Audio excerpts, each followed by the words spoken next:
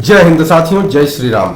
मित्रों, एक बहुत बड़ी घटना आई है कि दिल्ली में रहने वाला एक दिव्य कीर्ति नाम का एक व्यक्ति है जो आईएस की संस्था चलाता है और उसने किस प्रकार से भगवान श्री राम, माता सीता जी और वाल्मीकि जी का अपमान किया और श्री रामचरितमानस का अपमान किया। इसके बारे में हमें जानना जरूरी है कि क्या सच्चाई। वो व्यक्ति कहता है अपने आप को हम आईएएस में सेलेक्ट हो गए थे। तो मैं आज बता रहा हूं कि सबसे पहली बात है कि वो फ्रॉड पूरी तरह से रखता है। आईएएस में सेलेक्ट हुए तो वो पूरी दुनिया के सामने जिस प्रकार का सिलेक्शन तुम्हारा हुआ था वो सबके सामने प्रस्तुत करना चाहिए। दूसरी बात हम आते हैं कि उसने किस प्रकार के माता सीता जी का अपमान किया, भगवान श्री राम का अपमान किया, वाल्मीकि जी का अपमान किया। तो सबसे बड़ी बात है कि माता सीता जी को अपमानित करने पर वो लल्लन टॉप पर आकर के उसने सफाई भी दिया, परंतु ये एक बहुत बड़ी बात है कि वो सफाई किस प्रकार से दिया कि पुरुषोत्तम अग्रवाल जो जेएनयू के प्रोफेसर हैं उनकी पुस्तक का रेफरेंस लेकर के सफाई दिया। और वो पुरुषोत्तम अग्रवाल जो वामपंथी विचारधारा के हैं या वामपंथी हैं, अर्थात ये स्पष्ट होता है कि जो दृष्टि आईएएस है वो वामपंथी विचारधारा पर ही चलती है। अर्थात हम सबसे पहली बात है कि हम उन सभी सनातन धर्म को मानने वाले, हिंदू धर्म को मानने वाले लोगों से अनुरोध करते हैं कि पहले तो इस संस्थान का बहिष्कार करिए। दूसरी बात है, बहिष्कार करने के पूर्व आप ये समझ लीजिए कि इस संस्थान में जो ये व्यक्ति कहता है कि आईएएस का सिलेक्शन हम लिए हुए हैं तो उसका कहीं ना कहीं कोई प्रमाण पत्र हो तो वो प्रमाण पत्र जरूर देखिए, मांगिए। पूरी दुनिया को मांगना चाहिए, क्योंकि ये जो वामपंथी विचारधारा के लोग हैं वो सनातन धर्म को अपमानित करने के लिए और उनको तरह तरह से खंडित करने का प्रयास कर रहे हैं। अब ये इन्होंने जो रेफरेंस दिया उसमें स्पष्ट उन्होंने जो कुत्ते के चाटने वाली जो बात कही है कि घी को कुत्ते के चाटने जैसे है। भगवान श्री रामचंद्र जी ने कहा कि मैं तो ये जैसा कह रहा है कि मैं तो तुम्हें बचाने के लिए, माता सीता जी को कहा कि मैं तुम्हें बचाने के लिए नहीं, मैं तो अपने कुल के बचाने के लिए बात कर रहा हूं। जब से बड़ी बात है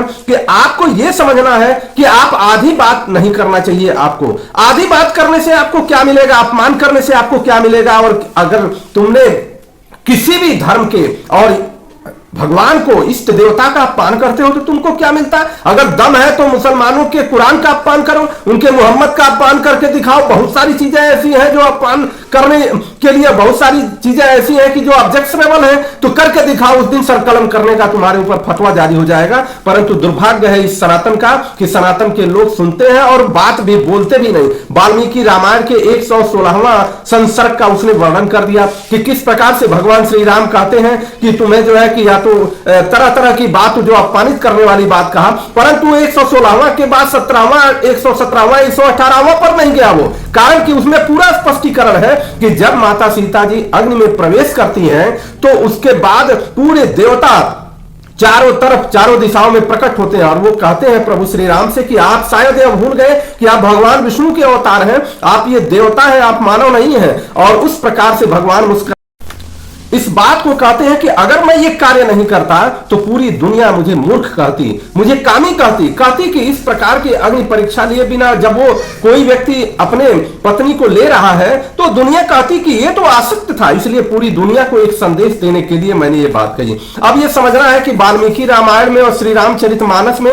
दोनों में विशेष अंतर क्या है कि वाल्मीकि रामायण में भगवान श्री राम को एक पुरुष के रूप में दिखाया गया है, महान पुरुष के रूप में, परंतु श्री रामचरितमानस में इष्ट देवता के रूप में, आराध्य देव के रूप में दिखाया गया है। तो आपको इस प्रकार से किसी भी धर्म के अपमान करने का किसने अधिकार दे दिया। और जहां भी एक लल्लन टॉप चल रहा है, लल्लन टॉप भी हमको लगता है उसी प्रकार का है जिस प्रकार से किसी भी हिंदू धर्म के लिए अपमानित करने के लिए अभियान ये चलाते रहते हैं। और हिंदू धर्म के प्रचार प्रसार में जो भी लोग काम करते हैं उनके विरुद्ध इनका काम चलता है।